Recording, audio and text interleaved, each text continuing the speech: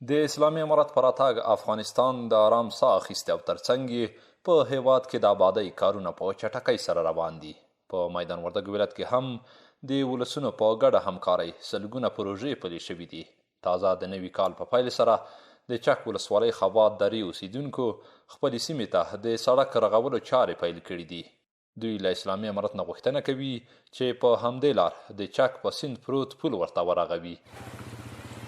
کوم سړک چې موږ تاسو د لیکور په ور باندې پیل کړی ور باندې شروع کړی د ټولو ولست لپاره او ما خیر دی او ما ګټه ده د بمبای بابا خیر څخه ډیره مننه دغه کلی یو تن سپینګری مشر او دغه لپاره د قرباني ورکړي د سړک ته زراعتي ځمکه ورکړه د سړک جوړ شي او موږ ته آماده شي د مریض لپاره د هر څه لپاره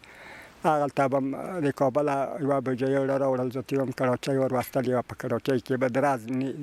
یو ځای به هلته پیټي طرز کول وی دا بل ځای به څخله شوه وینې د امارت اسلامي نه دغه غوښتنه لرو چې دغه پلونه او دغه سیلبرونه موږ ته جوړ کړو. مسؤلین د یاد سیمې د اوسیدونکو د اقدام ستاینه کوي او وایي د دغه سیمې اوسیدونکي تل د اسلامي امارت سره مرسته کوي او زیاتوي چې د دوی غوښتنې به له لوړپوړو چارواکو سره شریکې کړي.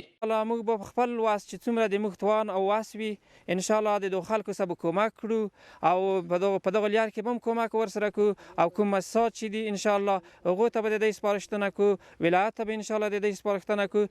نو زه هم نیابتا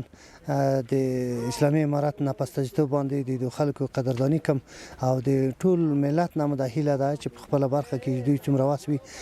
په خپله واس مطابق دوی هلته چې څومره توان وي دوی کومک او همکاري وکړو موږ د کار ته د قدر په سترګه ګورو. د ویلو ده چې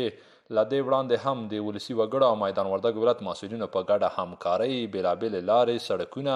او کوتلونه رغول شوي دي.